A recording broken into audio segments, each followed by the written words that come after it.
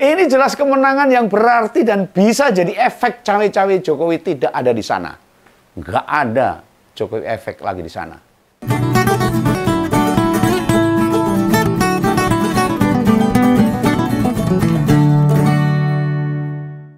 Banyak orang mengatakan bahwa Jokowi mampu merubuhkan banteng, merontokkan banteng di Jawa Tengah dan di Solo, khususnya di Jawa.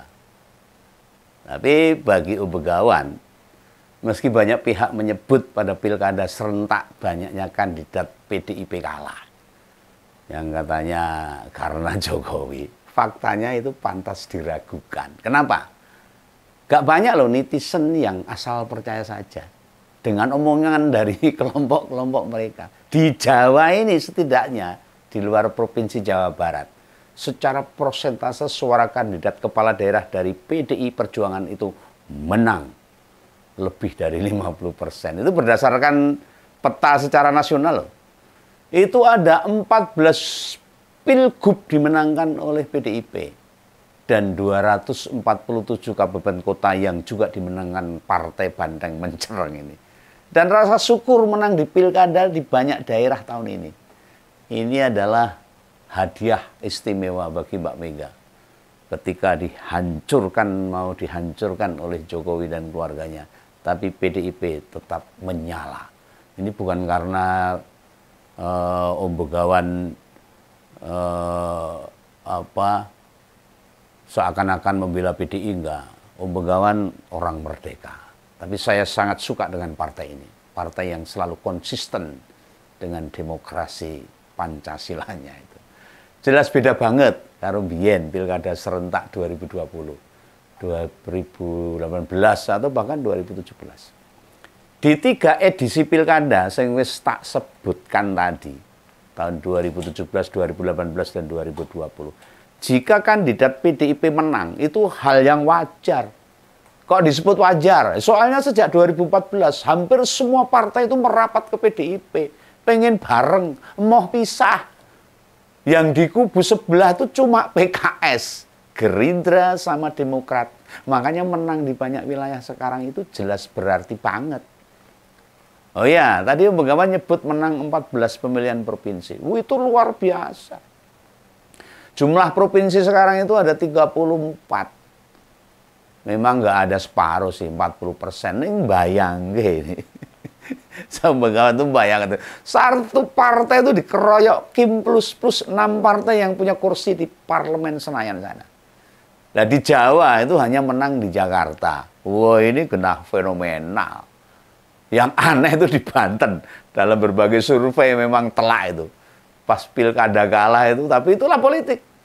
Kadang hitung-hitungan di atas kertas tidak sama dengan kenyataan di lapangan. Di Banten untuk pilgub memang kalah. Tapi pilkada tingkat kabupaten kota, PDIP menang di 4 wilayah dari 8 kabupaten yang ada. Itu menunjukkan bila Partai Merah punya kekuatan yang signifikan, yang memang harus diperhitungkan. Nah, tingkat provinsi kudunya sih menang. Jebule Mbak Airin yang cantik itu sama Pak Ade kurang suara nih, wah. Saya juga gelo itu. Padahal elektabilitasnya terlalu tinggi terus loh, di atas 70%.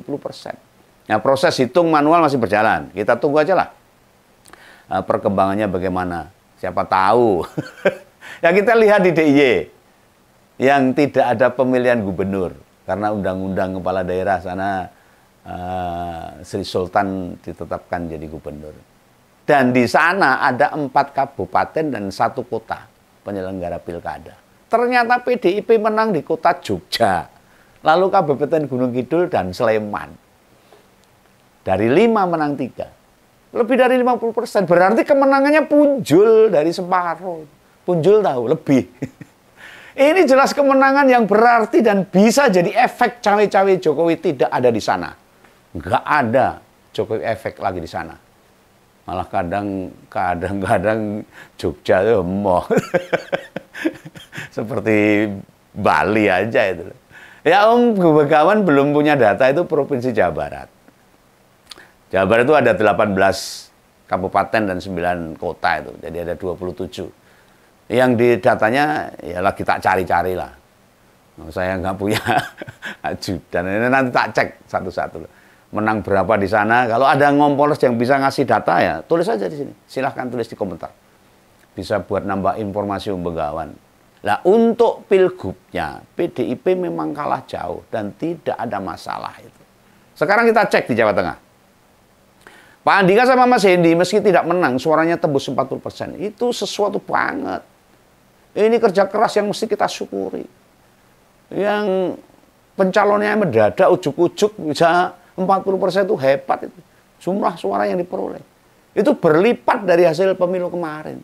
Tidak ada penyesalan, orang kegelan, tidak kecewa. Ini sebuah pertaruhan memang menyisakan hikmahnya. Ambil positifnya, harus segera move on. Dan itu yang kita petik. Ya, tapi lihatlah pilkadanya. Dari 35 kabupaten kota PDIP Jawa Tengah bisa menang 19 daerah. Jumlah itu lebih dari separuh, bisa tak sebut 60% menang. Nah, misalnya kita memadankan hitungan matematika, menyamakan lah. Kudune PDIP itu menang hanya maksimal di 16 wilayah. Kenyataannya tembus 19 daerah. Dan itu memperlihatkan sesuatu. Dengan keunggulan dominan itu, orang tentu gak bisa bilang, Jateng bukan kandang banteng. Berarti salah. Jateng masih menyala sebagai kandang banteng. Satu partai itu dipandankan dengan 6 partai lain yang punya kursi di Senayan. Itu padanan sing rapas gitu loh. Apalagi nak nyebut Jokowi berhasil merobohkan banteng kandang banteng di Jawa Tengah. Logikanya bundet ruwet. Ya memang padanan itu yang coba diviralkan. Digaung-gaungkan oleh para buzzer-buzzer mereka. Oh, PDIP sudah ambruk, kayak banteng sudah keok dan sebagainya. Narasi itu dibangun buat kepentingan siapa? Buat kepentingan Gibran tahun 2029. Yang tidak percaya dan yang mereka para pendukung Jokowi, mereka itu denial. Kapasitas analistik politik ini cupet itu. Kondisi itu memang diciptakan, dibentuk, dikondisikan jauh-jauh hari. Tujuannya apa? Ya jelas banget. Agar kelak 2029 PDIP gamang, terganggu ngadepin pilpres. Ujung-ujungnya akan disodori nama Gibran buat diajukan. Kesannya kemudian rujuk atau damai. Oh, tapi Om Begawan percaya. PDIP itu partai kuat. Partai yang punya konsistensi yang sangat kuat. Nah kan di ngompol episode sebelumnya tak sebut. Jokowi bilang KTA PDIP masih dipegang. Dan bilang Pak Rudi itu katanya, itu ketua DPC PDIP Solo, masih bestinya, masih teman akrabnya. Ini ada upaya membuka, mendekatkan kembali, mengulang dukungan yang dulu pernah dinikmatinya selama 24 tahun. Ning Begawan nyodorkan kayak gini ini, sing akeh sing ora ngandel. Tapi ya terserah. Aku ya ora meksa, tak kan percaya juga sama omongannya Begawan. Bahwa semua yang dikatakan Pak Jokowi itu sen kanan belok kiri. Nggak ada orang percaya. Oke, tak lanjut. Yang buat peta Jawa Timur gimana ini? Nah, di sana ada kemenangan kandidat dari PDIP sebanyak 21 kepala daerah. Keren itu. Padahal kabupaten kota di Jawa Timur itu ada 38. Berarti ya separuh punjul. Atau 60% gitulah. Bu Risma waktu pilkada, timnya masih meyakini menang. Wong di Surabaya unggul telak untuk memilih mantan Menteri Sosial. Itu menggambarkan apa yang dilakukan Bu Risma selama ini bukan pencitraan, bukan soal pengen jabatan. Orang-orang baik yang punya komitmen untuk rakyatnya, sing duweni dedikasi. Tapi sering mudah dijegal orang-orang jujur seperti ini. Gampang dikalahkan sama orang-orang yang nggak mau serius ngurus negara bangsa ini. Oh ya ini, di Provinsi Bali apalagi. Wah, PDIP menang hampir mutlak. Hanya kalah di Kabupaten Karangasem. Ingat loh, di sana itu ada 1 kota dan 8 kabupaten. Tapi apakah ada yang nyebut kandang banteng roboh di Bali? Oh, renek. Bahkan media mainstream tidak ada yang nulis tentang kemenangan ini. Ini para pemilik media ini semua ada kaitannya sama kekuasaan ini. Sehingga Bali tidak digaung-gaungkan kemenangan PDIP di sana. Jadi yang ginian ini hanya dimunculkan media-media daerah. Nah, bagaimana rakyat bisa melihat utuh bagaimana peta politik kita sesungguhnya? Ya, pendidikan politik kita memang hanya jalan 5 tahunan. Atau ben ono coblosan sik. Ngenteni sembako, ngenteni amplop. Ditambah politisi-politisi yang ngerti, nggak mau pada bersuara. Siapa calon kepala daerah yang beneran bisa dipercaya? Mereka nggak mau ngomong. Dari hitungan di 5 provinsi tadi, Jateng, Jatim, DIY, Bali, dan Banten, mestinya keyakinan petinggi PDIP buat menghadapi kontestasi 2029 tidak goyah. Tetap tegar. Mereka punya pondasi baik kok, pondasi kuat kok. Kekuatan yang tidak bisa dianggap sepele untuk masalah dunia politik. Ya tinggal bagaimana caranya? Kepala daerah yang terpilih kerja beneran, punya komitmen pada rakyat. Wakil rakyat di DPR juga punya keberadaan pada kepentingan rakyat. Kita tunggu, kita dorong, kita awasi mereka.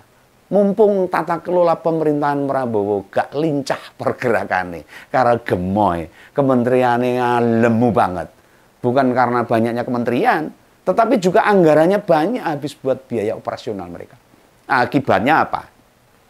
Duit APBN yang buat bantu rakyat makin dikurangi karena untuk gaji para menteri. Nah, para petinggi PDIP juga harus menyebut ini. Mereka mengklaim telah memenangkan 247 pilkada kabupaten kota. Ya memang nggak ada 50% dari jumlah kabupaten kota. Tetapi misalnya 200-an saja kepala daerah itu murni kader PDIP. Wah hebat. Dari 500-an kabupaten yang lain. Berarti ada 220-an bupati dari Kim Plus Plus atau partai macam Golkar, Gerindra, PKB. Kan hanya punya 50-an bupati wali kota kalau dibagi 4 itu.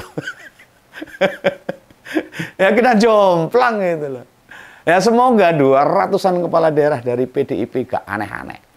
Punya kemampuan kayak Bu Risma, kayak Pak Ahok, kayak Pak Abdullah Answar Hanas dari Banyuwangi, kayak Pak Ganjar, kayak Mas Hendi dalam bekerja. Semoga tidak ada yang kesandung korupsi lah. Ayo hati-hati ini kepala daerah terpilih dari PDIP. Di DPP PDIP mesti menempatkan mantan kepala daerah berprestasi buat mengasistensi atau jadi konsultan mereka lah. Jangan biarkan bupati atau wali kota PDIP bekerja manut pikiran dewi. Mesti kontestasi 2029 masih jauh. Proses persiapannya harus dimulai dari sekarang. Saya ingatkan untuk PDI Perjuangan. Itu ya. Salam dari Om Begawan, salam ngumpul. Dadah.